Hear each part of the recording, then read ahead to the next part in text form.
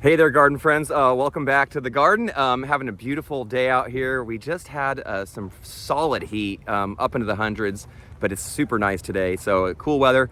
Today's video, we're talking about sun scald, sun scorch, all the stress that comes along with the heat on our tomatoes and how we could potentially avoid that, mitigate it, slow it down a little bit, and deal with it. You can see out here in my garden, we've been doing really well. I'm gonna give you some close-ups, show you, actually I've got some bad news. We've got some sunburned tomatoes. So we're gonna deal with that. I'm gonna show you what a sun scald looks like, what a sunburnt tomato looks like, how bad it is, what causes that. Of course, the hot sun, intense heat for us. And once the temperatures get above, 95, 100, then it starts climbing up and getting hotter and hotter and hotter. That's when we start noticing some of that stress, especially on our tomatoes. You've even got some berries here I'm staring at right now. These blackberries were looking really good, and then that heat really roasted them and made them not look so happy. So I'm going to show a little bit of the what sun scorch looks like, not just on our tomatoes, but some other crops as well. And then we're going to talk about how we can deal with it. There's ways you can hopefully avoid it. Depends on your garden, your situation, but there are some things we can be doing to help our plants out. A lot of our warm season crops, they like it warm. They don't need it hot, hot, hot. So once it starts getting really hot, oh yikes. So let's get into it. So on my way to the tomatoes, I want to show you some berries. You can see these ones were starting to form, but they're already in stress. Here's some that really caught the harshest part of the heat wave. And these were looking good. Oh, the boy wants a berry. Okay, bud, okay. Get you a blackberry. There you go. There you go. Okay, so back to it. Sorry about that. So the berries get roasted. If you have them, if they can get some afternoon shade, that's awesome. Or either you can put them in a spot that gets that, or you can provide it. That's very helpful. So thankfully, for the most part, I'd say the plants that I have out here, most of them are doing really well with the heat. What I've done is, first off, I've really increased the watering, not necessarily how often, but how the duration, how long. So I'm going deeper waterings. Right now I have it on 3 waterings a week. Some people might even pull it back to 2, but whether it's 3, 2, 4, or whatever, you really wanna make sure you're doing some deep watering. We've got drip out here. Actually, you can hear the sprinklers behind me. See, there's sprinklers out there. We've got drip out here. We got some folks working out here today, fixing stuff. So our drip system is really good at delivering the water deep down, right to where the root zone needs it. So I basically, for me, to deal with some of the heat, one of the things I do is I check my watering, my irrigation. Now, you may not need to add more time because you may already be doing it sufficiently. It's really up to you. It's up to how much heat you're getting, how much moisture you're losing out of your soil. You can dig down and just look into your soil. That's one way. You can get a soil probe. That is helpful as well. But really, some deep, infrequent waterings right now, because you don't want these tomatoes going extremely dry for too long when the heat is 95 and above, and we had 100+ degree weather the other day. It was, well, I think 104 hotter out here, so really, really hot. It might even been even hotter than that. So you can see what happened, and I don't know if it shows up very well in this light. Oh yeah, you can see it. So there's it really broke my heart a little bit to come into the garden and see this. So this is sun scald. If you're noticing this on your tomatoes, that is a sunburn. It happens a lot on our bell peppers, even some of my apples out here that had a little bit of late afternoon sun. The apples, not the tree itself, but the fruit got sun scald. So you can see that looks normal, and it's just roasted on top. And if it's bad enough, it'll just kind of start rotting on the vine. If you have just a small little kind of burn on the edge, you might be able to harvest that and still get some edible material out of there. But honestly, for me, I'm gonna have to go through here and clear a lot of these out. Anything that looks overly roasted or burnt, like here's a good candidate right here, I'm probably gonna cut out and just feed to my worms or my compost. I know it's a bummer. If you really wanted to, maybe you could harvest it, but for me, I'm just gonna cut them out, get them gone, and then make way for some more tomatoes, because that's ultimately it was what I want. I don't want damaged tomatoes. I want perfect tomatoes. And so the areas where I have a lot of shade, and where not all my tomato plants are created equal out here. Some have a bit, are denser, some have more shade leaves. For you, those of you at home, if you really want to avoid burning, like I'm having here, and let me show you a really, really bad example that caught my eye and is kind of breaking my heart. But for the most part, a lot of the tomatoes are actually doing okay, because if they just if they're tucked in there and they got enough branches above them and they're getting shaded, usually with a little bit of extra heat, they're okay. But when they're out there in that full sun, just getting blasted, and like I said, it's 100 degrees or better, they tend to kind of get roasted. And here is a really good, if not bad, example of what happened here. So you see this canopy here is a bit lighter. It's not quite as full. These were some black beauties that I had, and the fruits were looking so good just the other day. But you can see it literally looks like someone took a blowtorch to the tops of these tomatoes. So if you're getting this, that is sun scald. That is, you know, that is heat stress. That is basically your tomatoes cooking while it's on the vine. The rest of the tomato looks like it's still, you know, trying to develop, but for me, that is really, really bad. So I'm probably gonna cut those out, make space for some new growth, and get those to the worm bin. You can see a you know, very small, minor. If it's like that, I might leave it on and see, but you know what? It starts rotting. Anywhere there's that bad flesh that's really damaged, it tends to just kind of rot away. And so whether you like it or not, you may not even have a choice.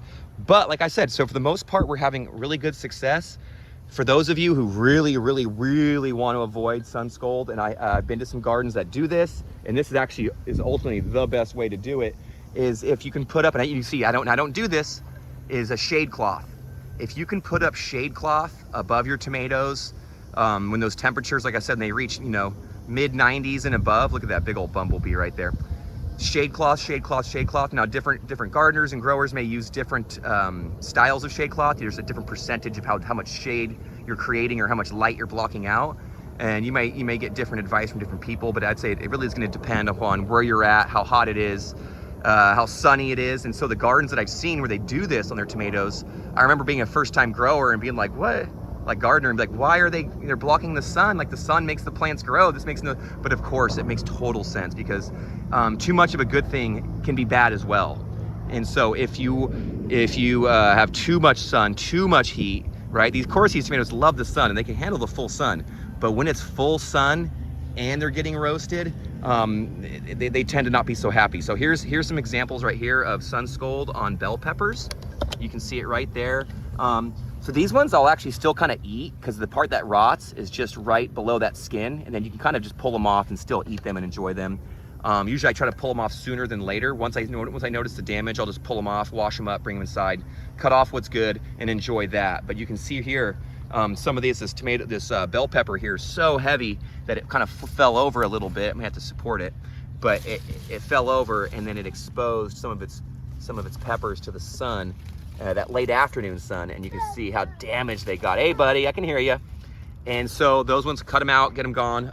I'll probably get some little bamboo stakes and right these, kind of get them so they're not so top heavy. But yeah, that sun scald. So even bell peppers, they can appreciate some of that shade. The berries that I mentioned earlier, in our climate here, it's so hot, they can appreciate the shade. Now, some gardeners they're in climates where they barely get enough heat to get the tomatoes. And so for them, shade cloth may not be the best solution, but for us out here, or anybody else who's really dealing with some extreme sun, heat, and burning on their fruit, that is something you want to consider. And this is actually something I said I don't do here, but it's something that I may consider. If I can get creative with our budget spending and how we raise money, maybe we can create something where we could create a temporary summer shade cloth area where we could extend the tops of these a little bit and go a little bit higher, and throw some shade cloth on them.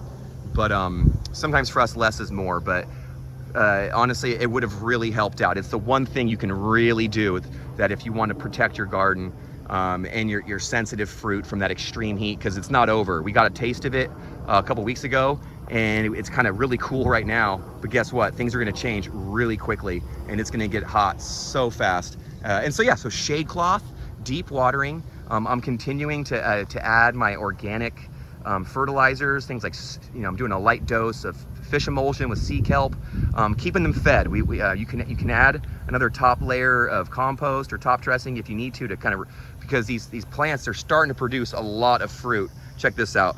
I'd had one of these the other day. It was so good. Look how pretty these are.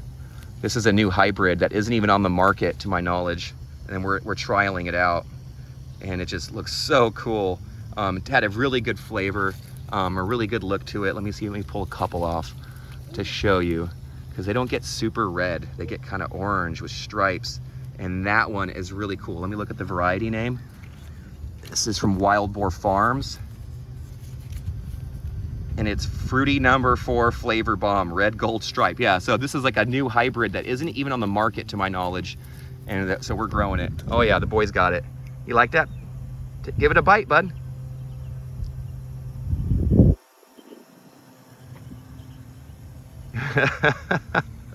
He's not a fan of tomatoes yet. We'll get him there. Good job, good bite. So, I mean, I'm telling you, so if you want to protect him from the heat, I'm sorry for the detour there, shade cloth, shade cloth, shade cloth. Keep him healthy. A stressed out tomato plant is going to be one that's not going to be as happy, clearly. And they're not quite as resilient when they're stressed out. But if you really want to protect that fruit, the shade cloth's where it's at, mulching around the root zone. So you can see, I just came from a garden where they used a lot of straw mulch around the roots of their tomatoes for a number of reasons. One is to keep the weeds in, keep the water in. It also kind of keeps the soil a little bit cooler at the very top there, so some of those fine roots that are near the surface don't get destroyed. Look at this cluster right here. Look at that. So then that protects them. So when you get fruit like this that's hanging down, oh, that's one branch. That is one branch. If they're resting on the soil that's wet, sometimes they kind of tend to rot. The straw can help with that a little bit. And it also, like I said, it kind of protects those roots from that extreme heat, that surface heat as well. We kind of add like mulch through like a composted mulch. So that's what we kind of add to our soil around it. But if I had access to some straw and the funds for all that, I'd probably give it a whirl too, because it can be very, very helpful. So protect your roots, keep them free of weeds the best you can, keep them deep watered, right? Keep the nutrition going in the soil. It doesn't mean you got to pump them full of synthetic nutrients, but just build that soil up. Keep adding organics, well composted organics that have worked for you in the past. As that summer season goes on, they're still feeding, they still need that nutrition. So try to keep that nutrition in the soil. But of course, like I said, the #1 thing is, if you really want to avoid that sun scald, and I've said it a couple hundred times here today, is the shade cloth. And you can see it's absent here, but there are plenty of home gardeners that do it. And I'm telling you, when that weather came in and it was 105, 106, 7, 8, those gardeners that had the shade cloth were whistling Dixie. They were happy. They were stress-free, footloose and fancy-free. Whereas me, I came out here and was like, oh no, my babies. And so all these beautiful tomatoes I've been seeing developing for weeks and weeks and weeks are now damaged, some destroyed, some gone. And so that's a bummer. So protect from the heat if you can, with all those things I mentioned, and I think you'll find some level of success. And you know what? Just don't give up out in the garden when things kind of get you down, or the plants aren't as happy as you think they should be or could be, or you've seen insects that maybe are causing you a problem. No worries. We can be resilient. We can keep things going. So just stay positive and just do your best. So for me, I'm gonna get out here. I got some weeding to do. I got some pruning to do. A little bit of harvesting. Actually, there's just tons of work. A lot of trellising. I haven't tied them up in a while, and you can see these tomatoes are growing wild, and they need a little support from their tomato daddy, which is me. But I wish you all the best in your own gardens. If you have any questions, comments, concerns, please leave them down below. Like, share, subscribe, all that great stuff. We'd love to have you back for more. And honestly, if you have any suggestions on things that you do out in your garden to protect your plants from extreme weather, especially the heat, please let us know in the comment section below. So that way you can help us, help me learn, and then maybe help others learn too. We'd love to hear from each and every one of you. So until next week, garden friends, or until the next video, happy gardening to you all. Never stop growing.